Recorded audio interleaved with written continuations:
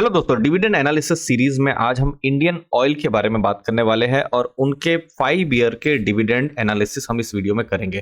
तो आप यहां पर अपने स्क्रीन पर देख सकते हैं कि 2020 में आप देखेंगे ₹2.83 का डिविडेंड था। ओके, आपको एग्जैक्ट जो नंबर है वो ₹4.25 का दिखेगा, लेकिन चूंकि यहाँ 2022 में बोनस आया है 1:2 के रेशियो में, तो अभी का जो प्राइस है, ठीक है, ये जो 142 का प्राइस है, तो ये बोनस एडजस्टेड प्राइस है, तो मैंने यहाँ पर डिविडेंड को भी एडजस्ट किया हुआ है। ठीक है, फिर 2021 में अगेन जो एडजस्टेड जो डिविडेंड है वो ₹8 का है। लेकिन आप ओवरऑल अगर आप देखेंगे उस समय के अगर आप इन्वेस्टर हैं तो जो डिविडेंड आया था ज्यादा आया था। ठीक है, फिर जो 2022 में आप देखेंगे ₹8.40 का डिविडेंड, फिर देखिए डिविडेंड थोड़ा चेंज हुआ है, कम हुआ है, ₹3 का डिविडेंड, और लास्ट फाइनेंशियल ईयर में डिविडेंड है ₹12 का। 2 बार डिविडेंड आया है, ₹5 का और ₹7 का डिविडेंड। तो आप देख सकते हैं ये कुछ इस तरीके से ट्रेजेक्टरी है कि डिविडेंड बढ़ रहा है, फिर उसके बाद अब देखिए डिविडेंड थोड़ा सा इंक्रीज हुआ, फिर देखिए डिविडेंड यहां पर कम हो रहा है, और फिर देखिए अचानक से बढ़ रहा है।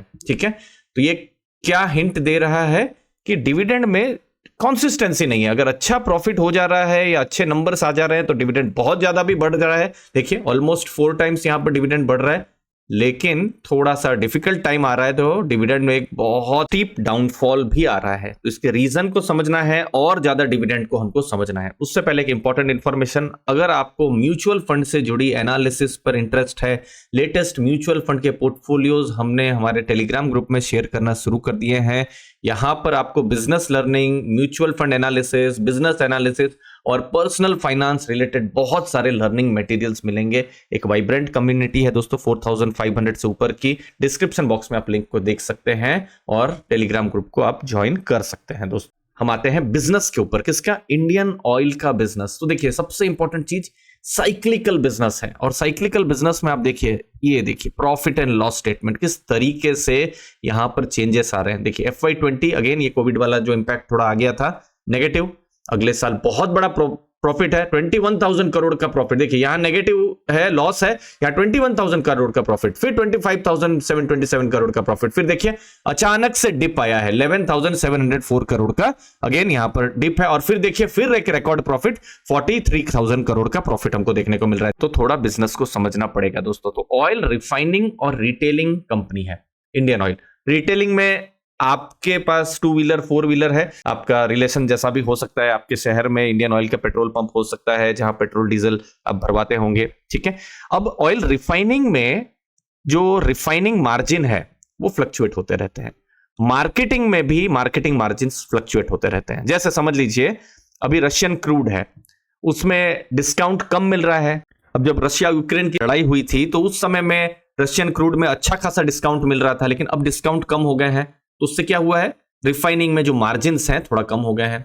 अब जो दूसरी चीज है मार्केटिंग मार्जिन, जो शायद आपके साथ बिल्कुल जुड़ी हुई है, अगर मान लीजिए क्रूड के प्राइस बढ़ जाते हैं, ओके, तो जनरली जो पेट्रोल पंप में भी प्राइस बिल्कुल बढ़ जाने चाहिए, लेकिन उतना तो आसान नहीं होता है क्योंकि थोड़ा पॉलिटिकल भी रहता है, फिर गवर्नमेंट को भी देखना पड़ता है, तो बहुत बार कंपनीज को ही लॉस उठाना पड़ता है कि अगर बहुत ज्यादा अगर पेट्रोल का या डीजल का प्राइस अगर बढ़ा दिया तो। ठीक है, फिर अभी इलेक्शन से पहले ही थोड़ा सा ₹2 का कट आया हुआ था, तो इससे क्या हुआ था, मार्केटिंग मार्जिन्स जो है वो कंपनी के थोड़े कम हो गए थे। बट यस, इसका उल्टा भी है, मान लीजिए क्रूड का प्राइस कम हो जाता है तो उससे फायदा किसको होगा, इंडियन ऑयल को। यहां पर हो सकता है मार्केटिंग मार्जिन उनके अच्छे हो जाएंगे। तो ये थोड़ा सा प्रिडिक्ट कर पाना मुश्किल है। इनफैक्ट अभी जैसे ये वीडियो मैं दिसंबर को बना रहा हूं, फरवरी मार्च तक अलग ही सिचुएशन हो सकती है, क्योंकि ऑयल के प्राइस बहुत ज्यादा वोलेटाइल होते हैं, साइक्लिकल होते हैं, बहुत सारे फैक्टर्स पर डिपेंड करता है दोस्तों।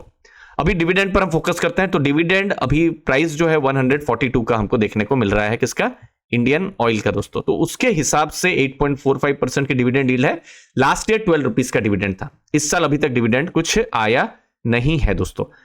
अब चूंकि 5 ईयर के एनालिसिस पर हमारा फोकस है, तो 2019 में जो प्राइस था 85 के आसपास में था, अगेन ये एडजस्टेड प्राइस है। ठीक है, तो डिविडेंड यील्ड कितना हो रही थी, 3.32% की हो रही थी। अभी आप यील्ड देखेंगे कितना हो रहा है, 14.1% का हो रहा है। लेकिन अगेन ये वाला जो अगर पीरियड है, मान लीजिए 2023 की अगर हम बात कर रहे होते हैं, तो उस समय में शायद जो यील्ड है और कम यहां पर हमको देखने को मिल रही हो, 14% के कंपैरिजन में। प्राइस परफॉर्मेंस लगभग 10.8-11% के आसपास है, जो कि ठीक ठाक परफॉर्मेंस हमको देखने को मिल रहा है। तो डिविडेंड पे आउट रेशियो कैसा रहा है, 2020 में लॉस था, लेकिन फिर भी हमको थोड़ा डिविडेंड देखने को मिला था, तो डिविडेंड पे आउट रेशियो हमको नेगेटिव देखने को मिल रहा था दोस्तों। ठीक है, ये 2020 की बात है।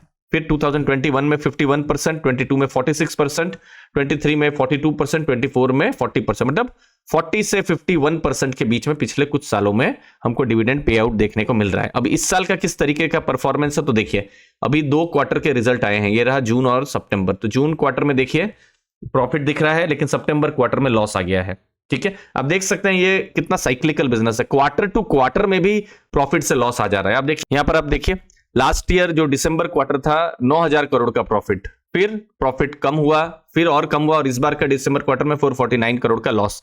9,000 करोड़ का प्रॉफिट लास्ट ईयर और इस बार कम। तो आप देख सकते हैं कि ये किस तरीके से, मतलब एक साल के अंदर में जो बिजनेस है उसमें वॉलेटिलिटी रहती है, तो उसको हमेशा ध्यान में रखना है। डिविडेंड फ्रीक्वेंसी अनसर्टन है दोस्तों।